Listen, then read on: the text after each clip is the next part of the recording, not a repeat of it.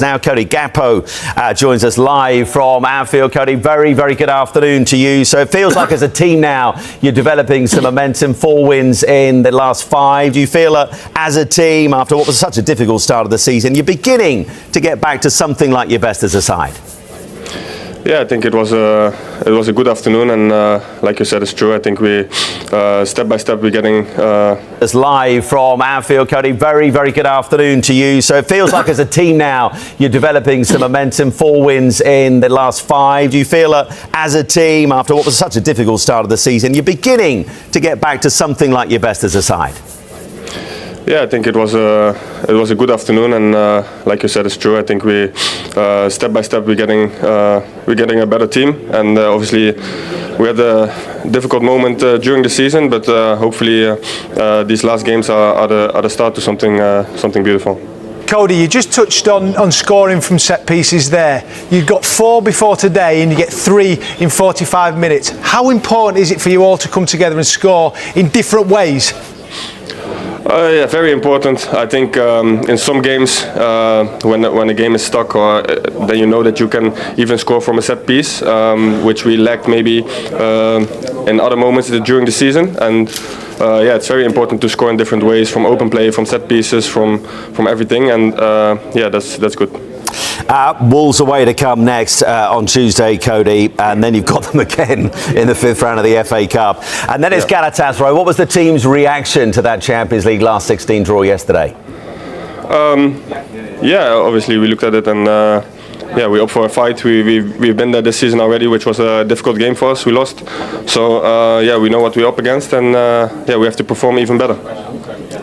Cody, really appreciate your time this afternoon. Thanks ever so much for joining us. Congratulations on the win and the goal this afternoon. Thanks for your time.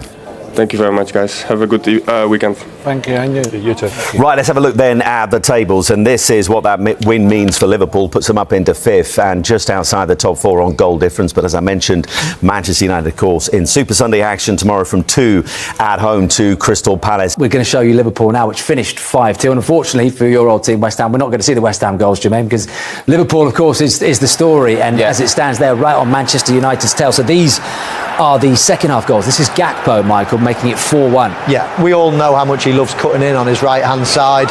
West Ham should know that. Wan-Bissaka should be sending him down on his left foot. Takes a little deflection into the far corner. He'll be delighted to score that goal. But really, I think West Ham should have prevented this one. He's normally so well in his position, Wan-Bissaka. Just don't let him into the box. Once he gets into the box, he's in full control. Then it's too easy.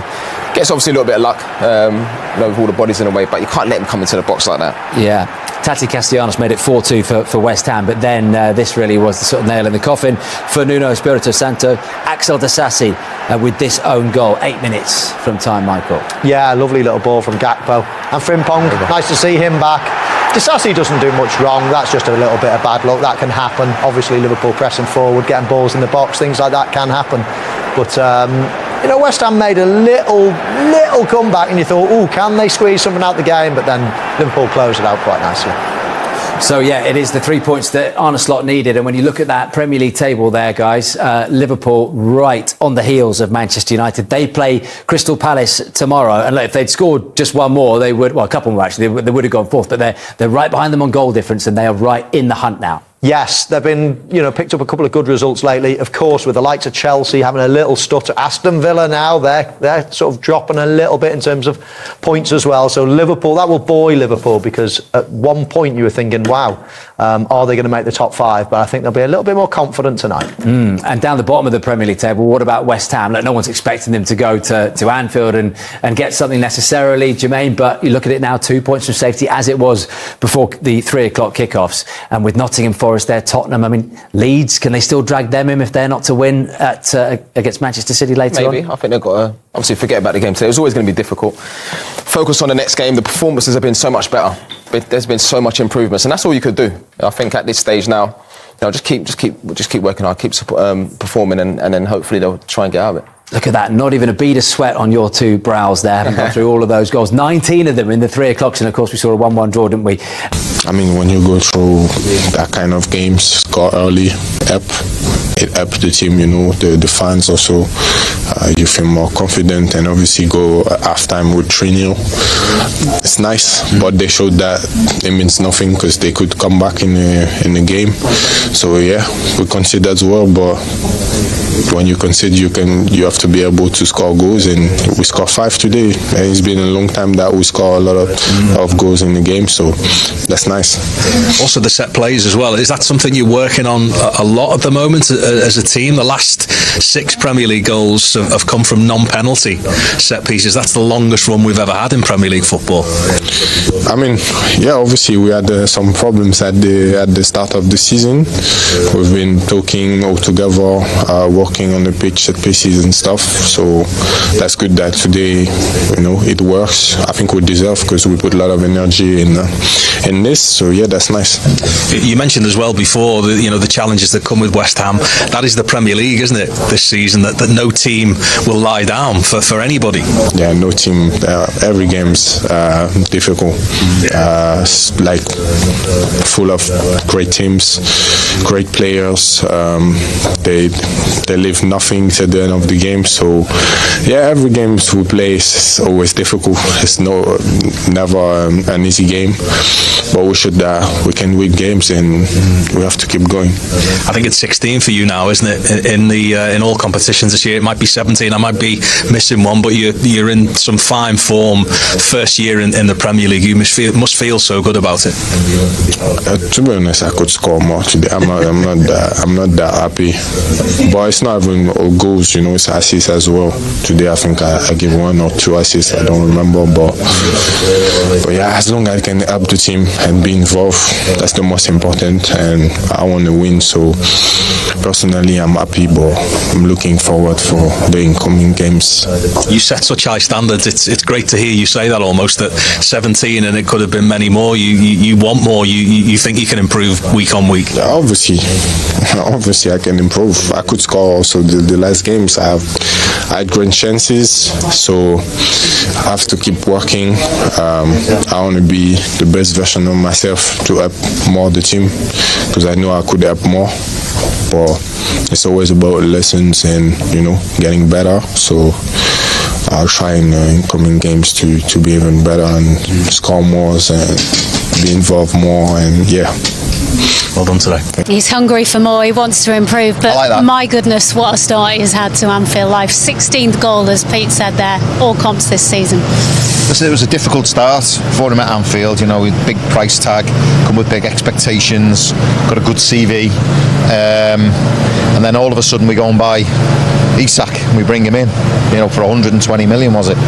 And he must have been thinking, I've come here to start, I've come here to play, I'm going to spend 120 million, he's going to get in ahead of me, so what am I going to do? And the only thing you can do is tell the manager that you want to be playing in the team, and by doing that is by putting in performances, hard work, graft and scoring goals for centre forward. And he's gone and done that. He took his opportunity unbelievably well. Wasn't on the back page of the papers moaning, wasn't knocking on the manager's door. It was like, I will show you. And you could see that in his performances. And I was willing him, I love this little story. I was willing him to score goals. Not that I don't want Isak to play, but just that I just felt for him.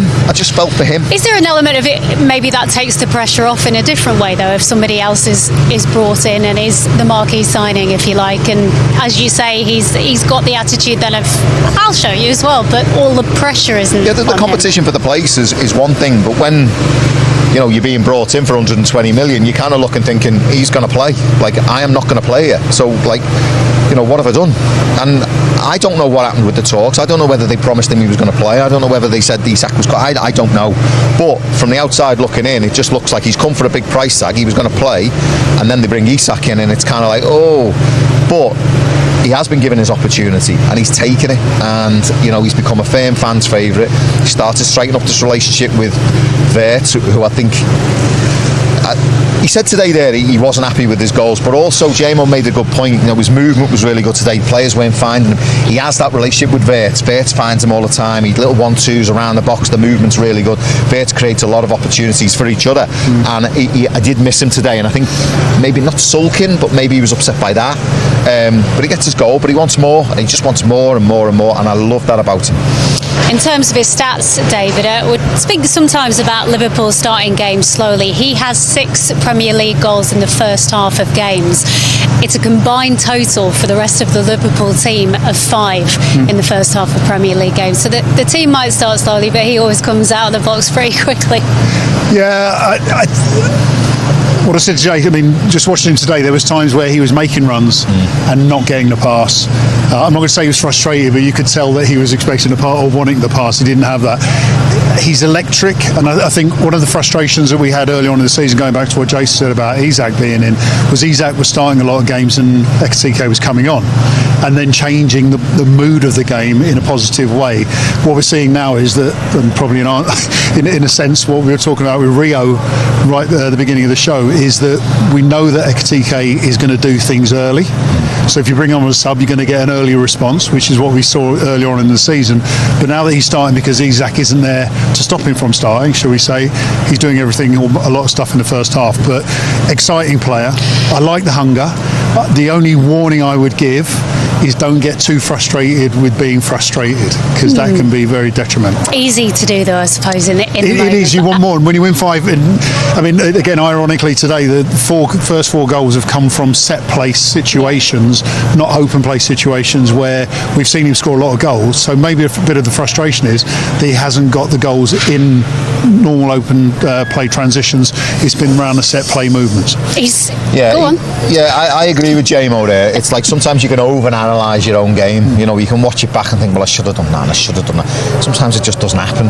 But he's got this rawness about him, and he's got bags of ability, and he's got this rawness, gets him into positions, and, you know, instinct for being a striker. He's got it. He's got pace. He can see things. He's got good movements. He can come short. He can go deep. You know, he can hurt in a number of different ways. You know, I agree with JMO. Don't go away and be frustrated and really beat yourself up over it.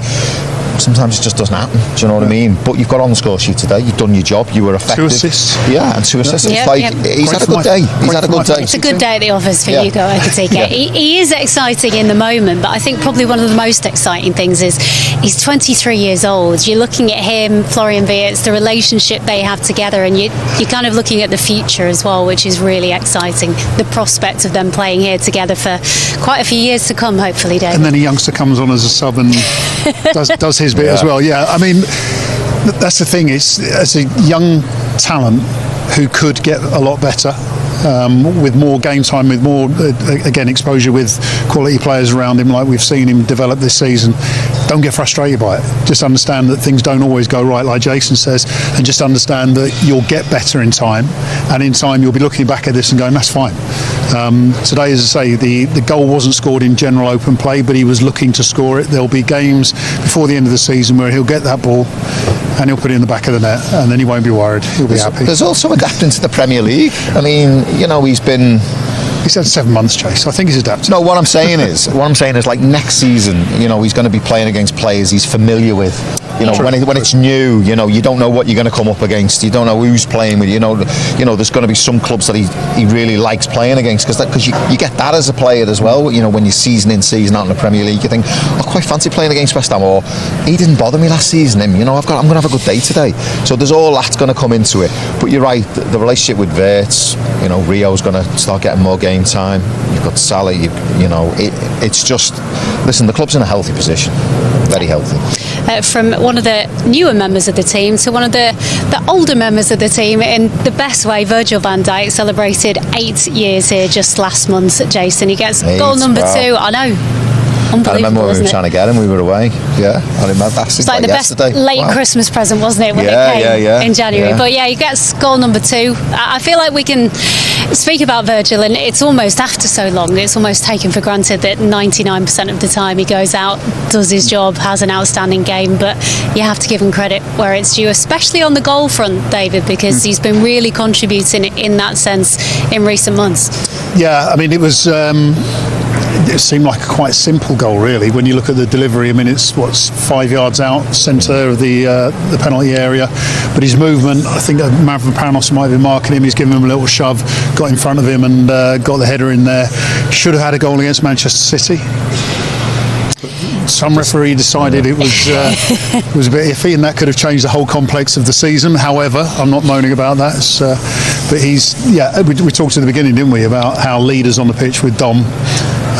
Obviously, Virgil being the captain is a leader, but the way that he plays again demonstrates that he's got that leader quality, and people respect. Liverpool lead West Ham by 3-0. And by the way, 7 consecutive goals, Liverpool, from set pieces, excluding penalties, the longest run by any side in Premier League history. Here's the first one. It came from Ekitike, who's been in great form this season, hasn't he? He has. I mean, I've already spoken on this show about how highly I rate him. He's been central to most things that have been good about Liverpool in this first half. You can just see him loitering on that back post. I mean, the strike is okay. It takes a little deflection, that helps, and it wriggles into the near post.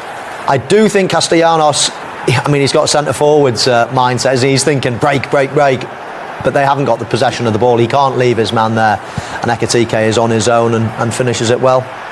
Defoe having him as a striker, we thought it would all be about Isak this season, but he has really stepped up, hasn't he, in his absence? Yeah, I think when you talk about all the signings over the summer, he's the one really that really excites you. He's a goal scorer. His whole round game, to be honest. And this one here, obviously Van Dijk, his presence, in both boxes, just sort of like dominating that sort of area. But it's quite interesting because if you have a look at Wan-Bissaka, for whatever reason, he comes off the post. There's a reason why you're on the post. You've got to stay on the post. But obviously Van Dijk gets first contact. And an offside shout in there, isn't there? Yeah, there is, but it's tight. But I just still feel like Wan-Bissaka, he should stay on the post. That's why you're there. But obviously Van Dijk doing what he always does, in those sort of situations. Gomez stood. Well, Gomez is in an offside position, of course, and he's right in the middle of the goal. So I suppose lots of people will be saying, well, that's interfering with play. But I mean, the goalkeeper would never save it regardless. I think